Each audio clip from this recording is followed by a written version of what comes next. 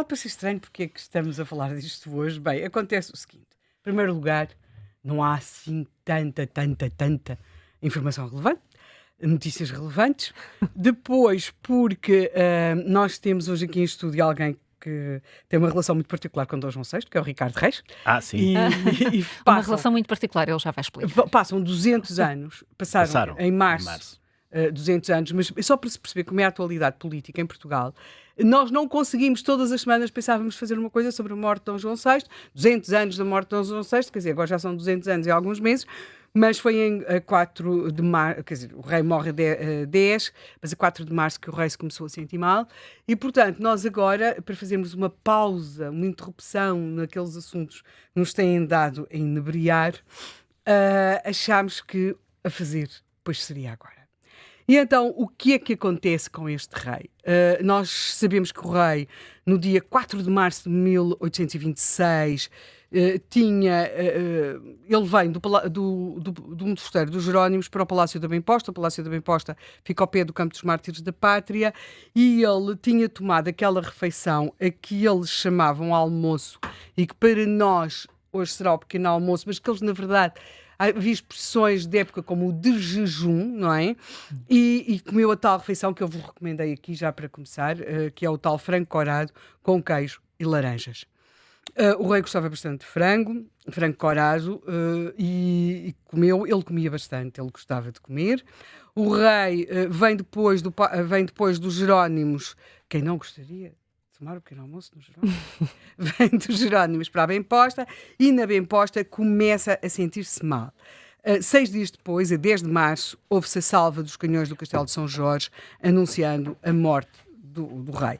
Note-se que de imediato... Eu esta manhã, quando fiz aqui a apresentação do programa, para já cometi um erro lapidar, que deixa logo o Ricardo. Exatamente, que eu disse... Eu quando estava a dizer, pensei, eu não posso dizer isto assim, que eu disse, a família real fugiu para o Brasil. A família real... Isto é como é que fica a Lésia no Asterix. A família real não fugiu para o Brasil. A família real mudou-se para o Brasil. A pessoa lá apeteceu-lhe. A família real mudou-se. E o Dom Sebastião não morreu em Alcácer Quibir, desapareceu. Desapareceu em Alcácer Quibir. As palavras são muito importantes. Sim, estas questões são muito importantes. Mas é como a Lésia no Asterix, não se fala da Lésia. E nós temos aqui esta questão sobre esta morte do rei. O rei começa a... portanto, a data da morte do rei será, vamos para já admitir, 10 de março. E começa logo a falar-se em envenenamento. Talvez já se falasse antes. Ao que consta e na altura os diplomatas presentes em Lisboa são uma grande fonte de informação, porque eles escrevem para as suas cortes, para os seus reis, para as suas famílias, fazem os seus diários, que é um hábito que os portugueses não têm tanto. E, ao que parece, a Carlota Joaquina, a rainha, quando recebe os pêsames apresentados pelo embaixador britânico, não é um embaixador qualquer, é um embaixador britânico, na verdade, era quem tutelava isto tudo, a rainha Carlota Joaquina, que de uma forma grosseira, é preciso que se perceba, isto hoje é para tratar de um crime. Portanto, em termos históricos, há aqui muitas coisas que são ditas e que são ditas de uma forma muito condensada. A Carlota Joaquina é o partido absolutista, não é? Embora aqui em 1826 nós associamos absolutistas, miguelistas, mas também havia os apostólicos, portanto, mas digamos que a rainha Carlota Joaquina estava num campo próximo ao campo do seu filho Dom Miguel, que estava exilado do reino nesta altura. E ela diz ao embaixador britânico que o rei tinha sido assassinado, até com um veneno, ela diz logo o veneno e tudo, com um veneno que era muito comum na época, que era aquilo que as mulheres usavam para matar os maridos e que vulgarmente se chamava água tofana, não é? Eu estou a pedir a aprovação de uma pessoa que está em estúdio. Podemos apresentar. Sim, o professor José Brás, que foi inspetor da Judiciária durante muitos anos e complementa depois com muita investigação. Bom dia a todos. Bom dia. E o Ricardo Reis também já está aqui connosco, ficam apresentados. Este líquido. Sim, a água tofana, mas isso já tinha sido inventado no século XVII, salvo erro. Pois, mas a Carlota... manteve-se popular.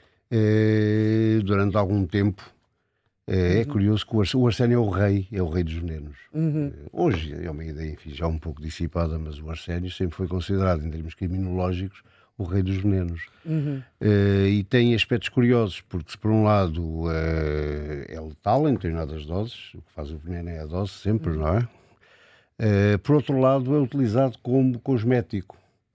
E, portanto, há muitas mulheres que acabaram por matar os homens com o arsénio, com o trióxido de arsénio, mas também há muitas mulheres que morreram a fazer cuidados cosméticos com água tofana.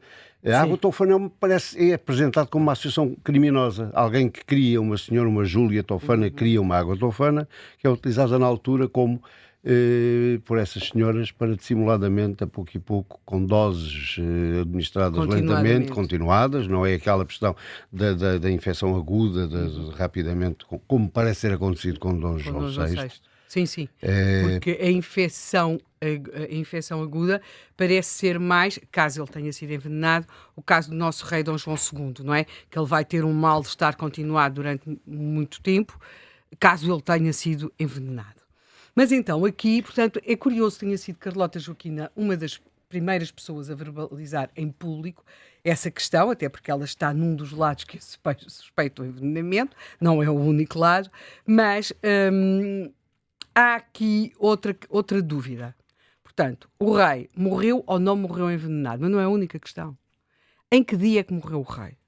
Ele adoece a 4, isso é certo, oficialmente ele morre a 10, é o dia da salva de canhões, é o dia de tudo isso, mas é uma agonia oficialmente de 6 dias, de 4 a 10 de março, portanto, há 200 anos, em 1826, mas há alguém que repara, ou muita gente que repara, porque a notícia de que o rei se está a sentir mal corre pela cidade, e é que as janelas da Câmara, quarto, onde está o rei, não se fecham desde o dia 7.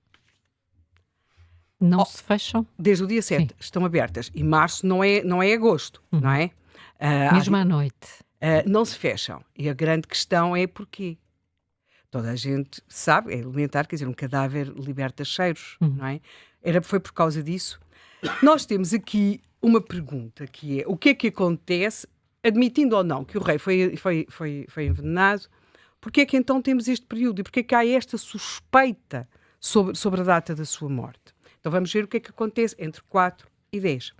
Entre 4 e 10 sai um decreto com a assinatura do rei Dom João VI, que não era nada simples, era coisa com vários arabescos, em que é alterado o chamado decreto da regência.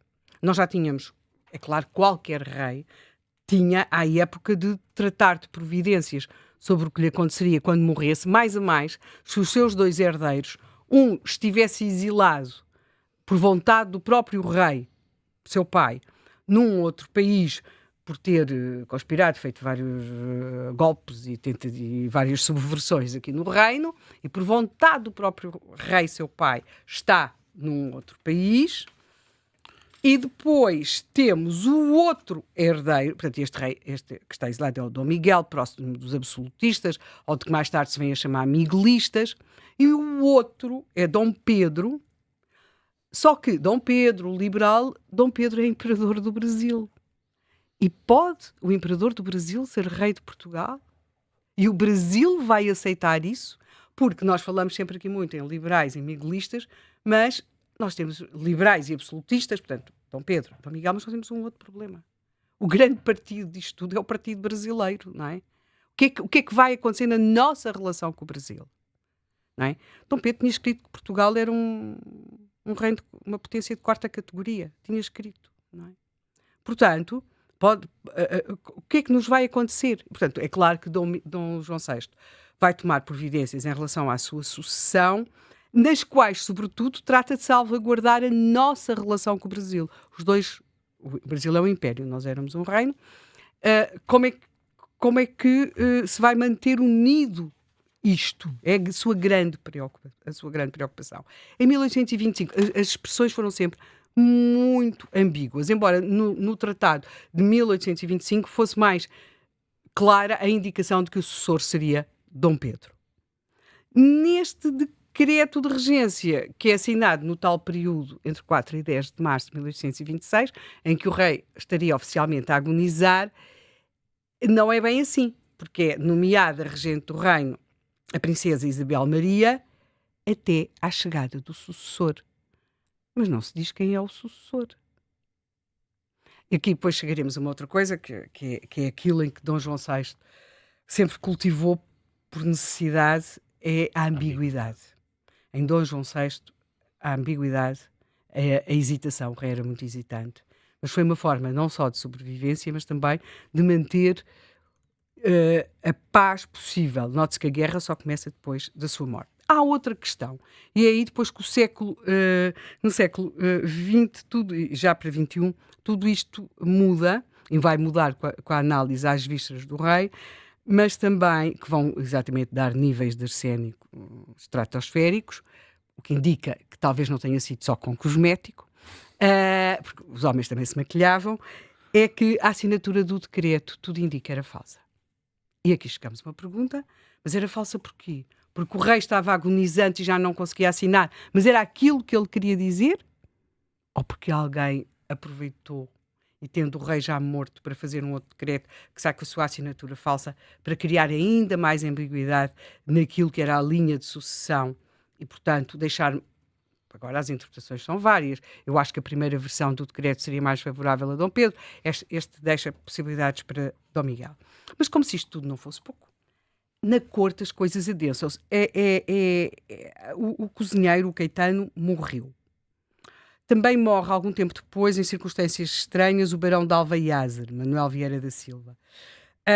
Temos um cirurgião. Note-se, o cirurgião, os reis tinham vários, e durante a agonia de Dom João VI, são poucas as pessoas que têm acesso à Câmara.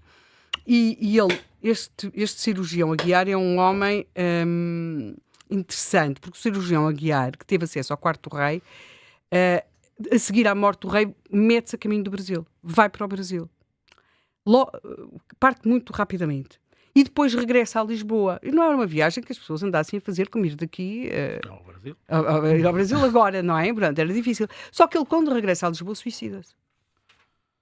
Portanto, eu sei que nós, quando queremos ver sinais, e era isso que a corte portuguesa queria fazer naquela época, cada um fazia as suas interpretações, não é? E aí chegamos talvez a perceber melhor qual era o papel deste rei. Este rei nunca esteve para ser rei. Eu sou o irmão mais velho, que era um príncipe que toda a gente achava muito mais adequado que ele. Morreu com varíola aos 27 anos. A mortalidade nas famílias reais dá muito conta do que era a exposição às doenças, não é? Nós temos, e portanto, o Dom João VI vai tornar-se rei e é aquele príncipe pelo qual nunca ninguém deu grande coisa, embora, ao contrário do que dizem também alguns, ele teve uma educação. Portanto, ele às vezes há sempre esta ideia de que o primeiro era muito bem educado e os outros andavam a correr pelos montes. Não é bem assim, ele teve educação, mas ele não era ele que de facto estava para ser rei. Depois, o seu reinado, não. Há aqui uma questão. A sua mãe, Dona Maria, vai apresentar sinais de loucura. Que já apresentava esses sinais antes. Aliás, eles têm quadros depressivos por natureza, o Dom João VI também, mas com a morte do filho mais velho, acentuaram-se muitos esses sinais, e ele torna-se regente. Aliás, é como regente que ele anuncia ao povo de Lisboa que vai partir com a família real para o Brasil, quando os franceses já entraram no reino. Depois ele vai para o sítio que vai marcar profundamente, porque o Brasil, é claro, deixou de ser uma colónia, passa a ser a capital, e o sítio onde talvez Dom João VI tenha sido mesmo feliz. Ele gostou de estar no Brasil, por vontade dele. Talvez nunca tivesse regressado, mas ele tem de regressar, contrariadíssimo, porque ele não pode trair o reino, não é? E o reino esperava por ele.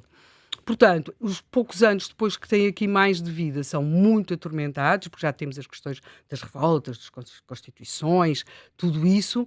É um período muito, muito difícil, mas em que parece que a grande preocupação de Dom João VI era conseguir manter a relação com o Brasil, cuja independência, depois temos a questão do Grito do Ipiranga, cuja independência acontece, e portanto conseguir manter... ele faz um reconhecimento não da independência, ele faz um reconhecimento do Brasil como império. os textos são sempre profundamente ambíguos no sentido de, percebe-se, de preservar a relação entre Portugal e Brasil. O que há várias hipóteses, Dom Pedro ser rei de Portugal, imperador do Brasil, tudo, o que é que estaria, o que é que se pretenderia? Com isto tudo, pode perguntar-se, o ambiente na corte vai-se adensando, por exemplo, há a morte muito impressionante do Marquês de Lolé no Paço de Salvaterra, mais ou menos 2 anos antes, não é? Olha, uma coisa que parece dos dias de hoje, caiu de uma janela.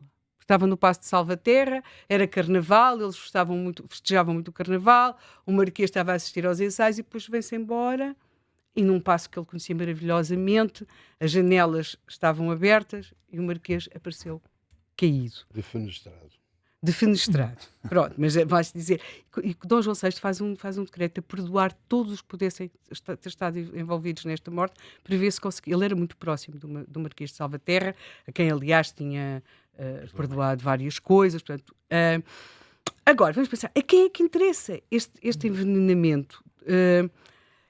É curioso, porque no princípio quem falava, o envenenamento não foi uma tese assim tão privilegiada, porque quem falava no envenenamento eram os miguelistas, como eu referi aqui, a questão da Carlota Joaquina. Nós vamos encontrar historiadores como o Veríssimo Serrão a achar que era uma tese, a facção absolutista deu inteiro crédito, ou seja, era uma coisa associada aos absolutistas. O Oliveira Marques também a mesma perspectiva, e é curioso porque quando nós olhamos podemos dizer que aparentemente se calhar os absolutistas /miguelistas /apostólicos poderiam ter sido se calhar os mais beneficiados. Os mais beneficiados. Agora, o problema, por exemplo, nós vamos ver o Vasco Polido Valente, por exemplo, já estamos a falar aí já de uma outra geração, vai aliás ser mesmo muito veemente. Porquê?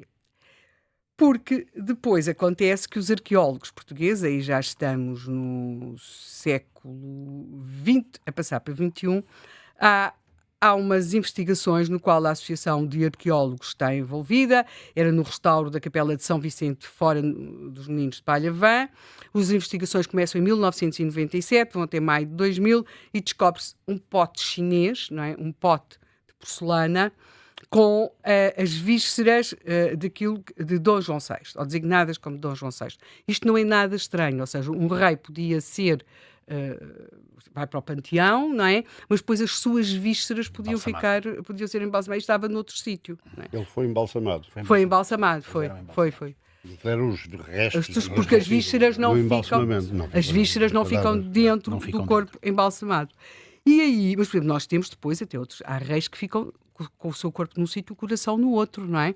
Portanto, mas isso aí mais do ponto de vista simbólico. Aí vai-se destacar o arqueólogo, infelizmente falecido já, Fernando Rodrigues Ferreira, da Associação dos Arqueólogos Portugueses, a historiadora Maria da Conceição Neves e um anatomopatologista que também já faleceu, Armando Santinho Cunha, do Instituto de Medicina Legal de Lisboa.